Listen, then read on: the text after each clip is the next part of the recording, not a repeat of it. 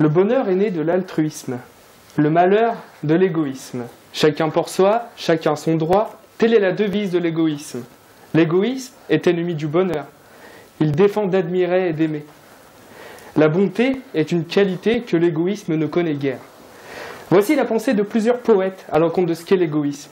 Anti-bonheur, anti-générosité, anti-altruisme. Mais en est-il vraiment ainsi? Cher président, chers membres du jury, chères contradictrices, cher public, en ma présence, je me permets de poser le doute sur la nature exacte de l'égoïsme. Je répondrai tout de suite à la question qui est de savoir si on a le droit d'être égoïste. En répondant que oui, j'ai le droit de l'être, et tout autant que moi, vous avez le droit de l'être aussi. Mais je ne m'arrêterai pas là, bien sûr. Dans cette question se trouvent deux mots-clés. Le droit et égoïste. Le droit dans son sens premier est le pouvoir de faire quelque chose. La faculté de faire quelque chose, la possibilité de faire, de prétendre ou d'exiger quelque chose. Quant à l'égoïsme, c'est la recherche de son seul plaisir, de son seul intérêt. C'est l'amour de soi. C'est aussi le synonyme de l'individualisme, qui est la tendance à s'affirmer indépendamment des autres. N'est-ce pas là une des valeurs de notre société? Loin de moi l'idée de bafouer la solidarité et la fraternité, qui sont deux notions fondamentales à cette dernière. Mais au contraire, vous montrez que l'égoïsme a aussi sa place parmi ces notions, et qu'il n'en est pas l'antonyme. Je vais donc scinder ma plaidoirie en deux points. Le premier reflétant le droit à l'égoïsme, que l'on pourra comparer avec le devoir, et le deuxième point consacrera l'égoïsme comme étant en faveur de l'estime de soi. Alors, premièrement, le droit d'être égoïste. J'aimerais dans ce point et dans un premier temps vous faire part de ce qu'est, à contrario du droit, la définition du mot devoir. Devoir se définissant comme l'obligation que l'on a envers autrui, une obligation de faire ou de ne pas faire. Je n'ai pas le droit de violer une loi, j'ai donc l'obligation, le devoir de la respecter. Les individus, lorsqu'ils entendent ce mot égoïsme, ils vont forcément avoir une mauvaise opinion de la personne qui est visée de ce dernier. Mais si on remplace ce mot par son synonyme, l'individualisme, on se rend compte facilement qu'il ne sera pas mis à mal. D'ailleurs, il est même glorifié dans notre société. Le droit de propriété n'est-il pas un droit individuel? Et il est un droit dont on peut jouir individuellement chaque personne. L'égoïsme n'apparaît dès lors plus comme tel. L'individualisme, dès lors, pas vu du mauvais œil. Enfin, si je devais parler du bonheur, et j'espère sincèrement que vous vous préoccupiez de votre bonheur, de votre bonheur, lorsque vous vous engagez dans une relation amoureuse, vous entendrez forcément la question qui est de savoir si vous êtes épanoui, heureux ou heureuse dans celle-ci, parce que je vous le dis, ce n'est pas toujours le cas. Il est normal d'être heureux dans sa vie, dans la relation qu'on entretient avec son âme sœur, ou dans toutes sortes de relations avec autrui. Vous êtes à la recherche de votre bonheur. Et parfois le bonheur, vous le trouvez seul. Et par vos propres moyens. Beaucoup considèrent comme égoïste la personne qui, après le travail, s'assied sur son fauteuil, le café ou le thé à la main, en train de lire ou de regarder la télévision, sans se préoccuper de son conjoint ou de sa conjointe qui est en train de se prendre le chou à s'occuper des enfants et à faire le ménage. Mais n'a-t-il pas le droit de se poser quelque temps, de faire le point sur sa journée, de vider son esprit, de le reposer, afin d'être serein lorsqu'il devra s'occuper au même titre que son conjoint ou que sa conjointe des tâches ménagères et des enfants? Ces derniers pourront même dire que c'est un égoïste car il ne les aide pas, mais il suffit juste d'être compréhensible finalement, de se mettre à sa place, puisque tout dépend de la pression que l'un ressent et du réel besoin de se retrouver seul pour se vider l'esprit. Vous savez, il faut laisser à votre compagnon de vie un temps pour lui seul. Et vous n'avez pas besoin d'être frustré par ce soi-disant manque d'attention à votre égard, car cela n'en est pas. Il peut simplement avoir besoin de penser à lui, et il a tout à fait le droit de penser à lui. Encore un exemple allant de ce sens, le droit de disposer de son propre corps. N'est-il pas un droit individuel? Chose simple, si vous vous oubliez au profit d'un ou d'une autre, vous ne vivrez même pas votre vie, mais la vie d'autrui. C'est-à-dire que vous ne seriez même pas le personnage principal de votre propre existence. N'est-elle pas là la frustration finalement? Évidemment, parfois le bonheur s'illustre par le plaisir d'offrir, d'être généreux, à l'inverse de l'égoïsme, comme vous le pensez, et j'en conçois. Mais il n'est pas obligatoire d'être généreux. Et parfois, l'égoïsme peut permettre justement d'être généreux. Et bien sûr, ce que je vous raconte n'est pas une science exacte. Certains sont offusqués par l'égoïsme et disent que chez eux, ça n'existe pas. Mais c'est un droit. Et le droit, à l'inverse de l'obligation, à l'inverse du devoir, n'est pas obligé de s'appliquer. Vous pouvez ainsi être raisonnable dans votre égoïsme. Vous avez le droit de dire non, et je pense que dans la société actuelle, il est nécessaire que beaucoup d'hommes l'entendent une nouvelle fois. Vous avez tout le droit de dire non. Nous ne sommes pas obligés de dire oui, et n'étant pas obligés, n'ayant pas le devoir, un droit en découle, celui d'être égoïste. Deuxièmement, un droit en faveur de l'estime de soi. On emploie souvent le mot égoïste, comme je disais, en ayant des pensées péjoratives vis-à-vis de la personne que l'on vise. Pour ma part, je donnerais raison à ceux que l'on pense égoïstes. Mais pourquoi? Eh bien, pour plusieurs raisons. Mais vous trouverez cela très paradoxal de dire que l'égoïsme est aussi synonyme de générosité, de responsabilité, qu'il permet d'avoir confiance en soi, d'être beaucoup plus réaliste et enfin, de gagner du temps sur le chemin à parcourir. Tous ces points, afin d'éviter que je fasse un plagiat, sont sur un article du site Marie-Claire, que je vous laisserai consulter. Mais je vais vous expliquer ces points avec mes mots. Et surtout en vous racontant une petite histoire. Par exemple, je suis étudiant en PACES, et où à la fin de l'année, un concours se déroule, et dont les meilleurs de ce dernier auront plus de choix sur la suite de leur cursus universitaire, et auront la possibilité, telle que le fait d'intégrer la faculté de médecine, dont beaucoup d'étudiants rêvent en PACES. Bien sûr, c'est un concours, et comme je l'ai dit, seuls les meilleurs auront plus d'opportunités. Alors n'est-il pas juste le fait de dire non lorsqu'on nous demande de donner ses cours et ses recherches? Après tout, ce n'est pas de sa faute à l'étudiant qui suit ses cours si l'autre n'a pas pu suivre le cours. Alors certes, parfois c'est légitime, quand on perd qu'un proche, etc. On peut se permettre de louper son cours, et on peut aussi se permettre de demander.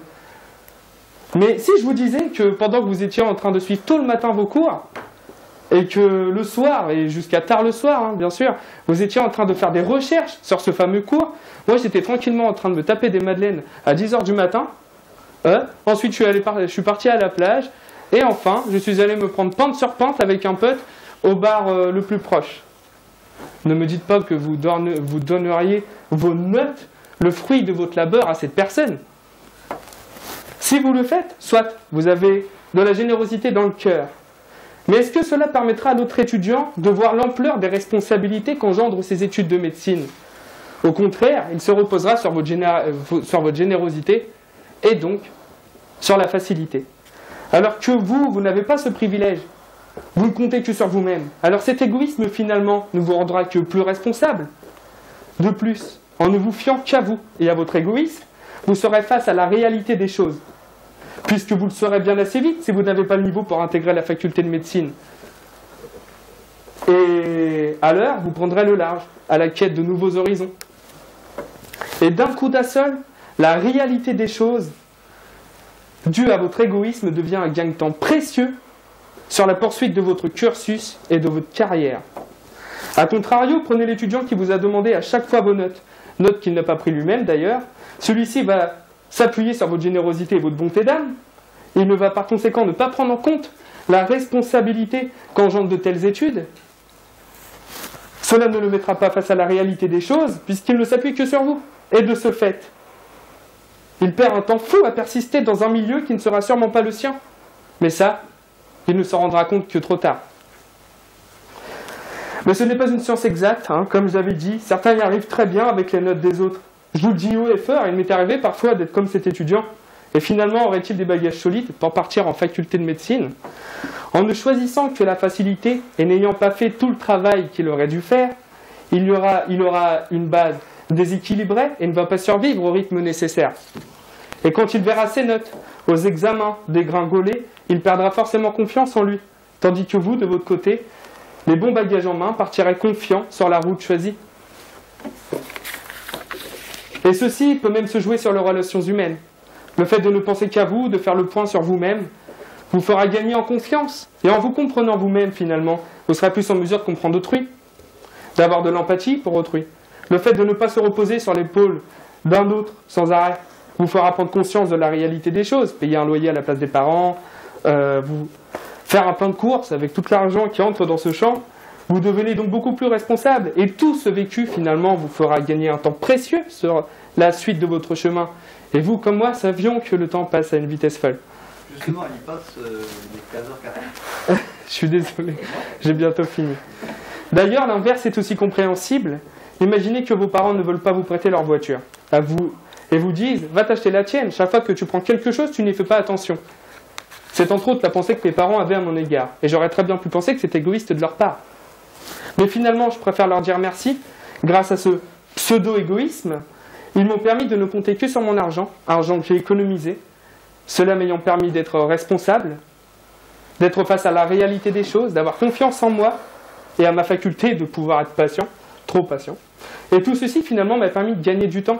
Puisque si mes parents n'avaient pas réagi comme ça, alors, et qu'à l'inverse, ils avaient été soi-disant généreux, jamais je n'aurais vu les choses de la sorte. Alors finalement, quelle est la meilleure générosité? Celle de donner quelque chose de matériel ou bien celle de donner une évolution dans votre vie? En ce sens, je vous dirais que l'égoïsme n'est pas ce que vous pensez. Et alors que beaucoup ne voient de ce mot que la partie visible, il faut aussi s'intéresser à la partie submergée, qui peut s'avérer beaucoup plus importante. Alors apprenez à voir au-delà des apparences. Un individu a tout à fait le droit d'être égoïste. Et ces raisons ne peuvent être jugées comme péjoratives, voire illégitimes. Cette personne que l'on pense égoïste peut s'avérer en réalité généreuse, compréhensive, prête à rendre service et saura que le bonheur passe d'abord par le sien, tout en se partageant avec autrui. Égocentrique, narcissique, autolâtre, indifférent, individualiste et nombriliste. Autant d'adjectifs peu flatteurs, vous en conviendrez. Il est naturellement plutôt désagréable de se faire apostropher de la sorte, et cela de plus par une totale inconnue. Alors pardonnez-moi. De façon instinctive, nous plaçons ces qualificatifs au rang d'insultes quand ils nous sont adressés. Nous savons donc que l'égoïsme est mal perçu et réprimandable. Alors avons-nous le droit d'être égoïstes? Cher président du jury, cher juré, cher public virtuel et cher contradicteur, qui, à l'inverse de vos idées, je veux certes réussir dans ce concours, mais je ne piétinerai pas mes valeurs de bonté et de gentillesse. A-t-on le droit d'être égoïste? C'est une question qui nous a tous traversé l'esprit. Alors sûrement pas sous cette forme, nous ne pensons pas de manière si formelle, mais dans certains cas de figure. Ai-je bien fait de faire primer mes intérêts? Était-ce une bonne chose? Ces intérêts supplantaient-ils les miens? Après, soyons honnêtes, quand il ne reste plus qu'une part de gâteau, qui de nous la laisserait volontiers à son frère ou sa sœur? L'altruisme a ses limites. Pour décortiquer cela, il nous faut la définition exacte du terme au cœur de notre débat. Selon le Larousse, l'égoïsme se définit comme un attachement excessif porté à soi-même et à ses intérêts, au mépris donc de ceux des autres. La question repose alors sur notre échelle personnelle de ce qui relève de l'excès et du raisonnable. Il y a un juste milieu entre égoïsme et esprit sacrificiel. Le monde n'est pas si manichéen, ce n'est pas Nelly Olson contre Laura Ingalls, va des rétro Satanas, petite maison dans la prairie. Il faut étudier ce que peut nous apporter l'altruisme. En effet, l'altruisme, la générosité, la bienveillance permettent le renforcement des liens, qu'ils soient cordiaux, amicaux ou même fraternels. Mais surtout, il rend possible la découverte des autres facettes de nous-mêmes, ce que nous ne connaissons pas de nous. Ne pas être égoïste, c'est faire preuve de compassion envers soi. Arrêter de se regarder le nombril, nous vaut des remerciements de la part de notre nuque, oui, même à 19 ans, et cela nous fait souvent voir les choses différemment. Et à mon sens, on en apprend plus sur soi grâce aux autres. C'est notre façon d'agir et de réagir en société qui est déterminante de notre personnalité. De plus, l'égoïsme ferait-il encore sens si nous étions tous altruistes? Si nous nous préoccupions chacun à notre échelle des besoins d'autrui? Si nous faisions ce qui est en notre pouvoir pour les satisfaire? Les autres en feraient tout autant pour nous. Nos besoins seraient alors comblés, plénitude ressentie par le plaisir simple d'aider. Et cela nul dans le besoin ou l'objectif de satisfaire notre ego. Alors pour être altruiste, je vous rassure, il n'y a pas besoin de s'habiller tout en gris, tout en s'interdisant de se regarder dans le miroir plus de 10 secondes. Heureusement, nous ne vivons pas dans la saga Divergente. Tout est et tout sera toujours une question d'équilibre. Je ne peux vivre en m'oubliant, ne serait-ce que pour une simple histoire de besoin naturel, je dois penser à moi. Mais prendre soin de soi, ne pas être dans l'altruisme déraisonné, c'est à mon sens loin d'être de l'égocentrisme. C'est être bienveillant et indulgent envers soi-même.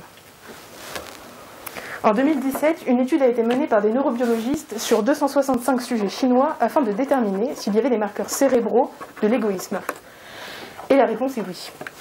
Après une sélection faite en fonction d'un questionnaire de personnalité, déterminant si le sujet avait des tendances plus individualistes ou collectivistes, un IRM était réalisé. Ils ont alors pu remarquer chez les sujets aux tendances égoïstes un cortex préfrontal hypertrophié dans les zones ventromédiane, dorsolatérale et rostrolatérale. Alors si vous n'avez pas 12 saisons de Grey's Anatomy à votre actif, c'est dans ce coin-là. Ces trois zones hypertrophiées sont respectivement responsables de notre image de soi, notre propre représentation. La pensée à la première personne, le jeu ou la vue de soi dans un miroir, notre mémoire autobiographique et notre sentiment de responsabilité quant aux actions commises. Cependant, le cerveau n'est pas figé.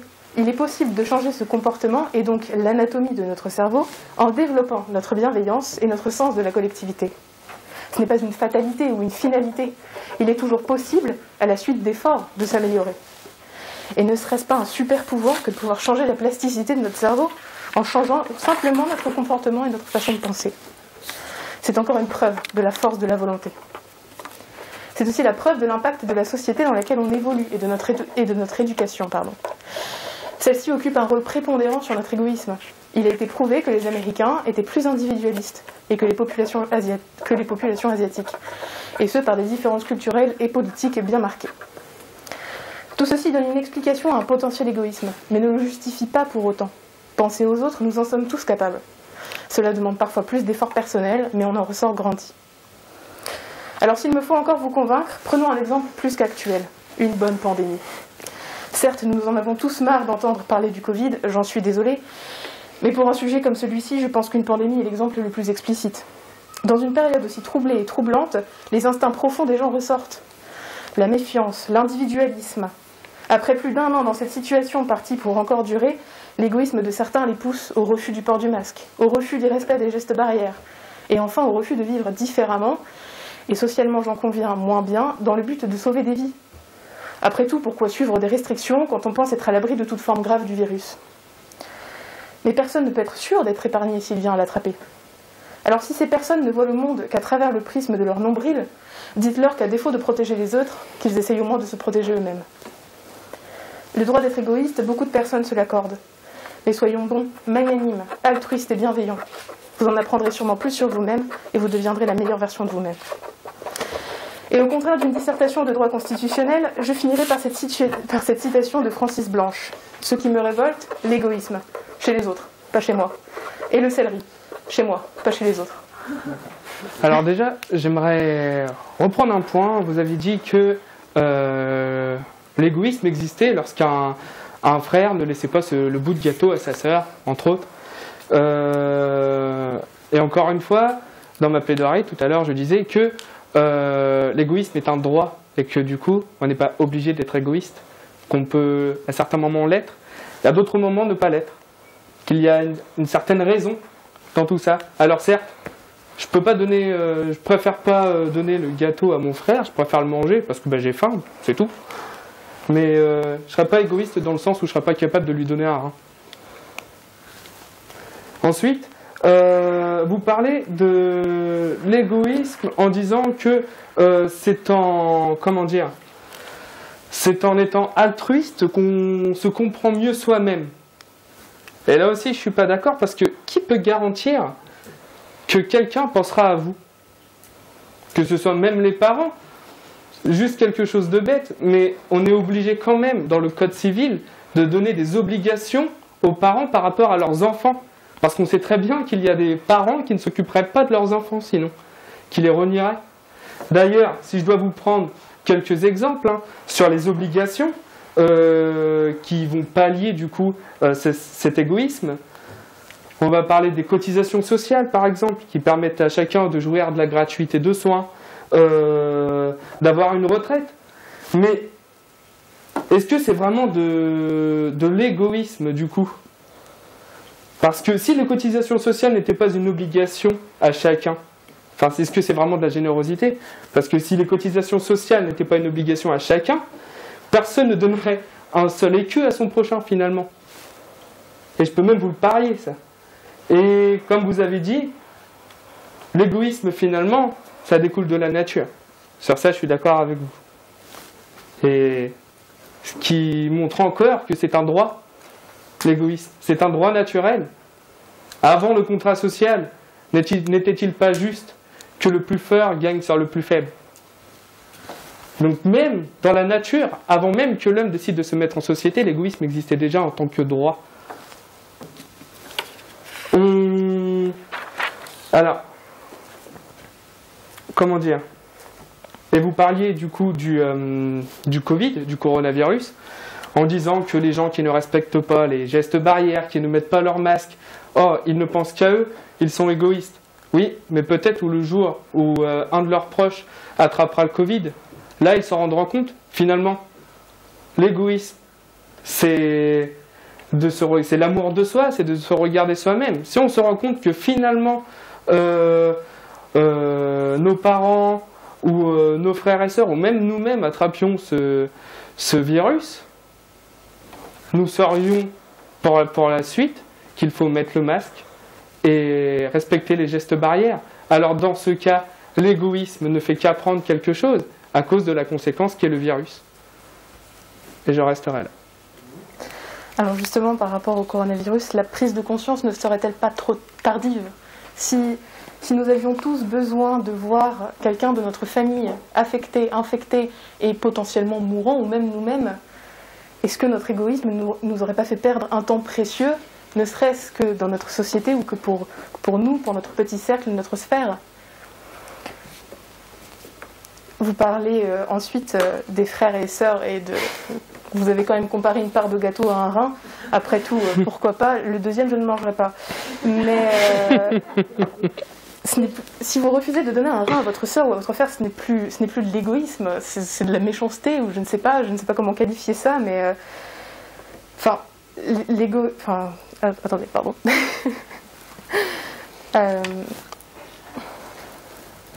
Vous parlez aussi de la négligence et du fait qu'il faille obliger certaines personnes à respecter notamment leurs propres enfants, à s'en occuper et tout ça, mais enfin, justement c'est une preuve que l'égoïsme existe dans notre société, mais ce n'est pas une bonne chose. Nous ne pouvons pas tous être égoïstes, nous ne pourrions pas, justement, la théorie du contrat social, nous ne pourrions pas vivre en société si nous étions tous restés au rang d'animal, chacun de notre côté, je tue mon voisin parce qu'il me nourrit, ce n'est pas possible, on ne pourrait pas vivre comme ça. Donc l'égoïsme, c'est un droit que certaines personnes s'accordent, mais qui n'est pas viable pour une société entière. Merci.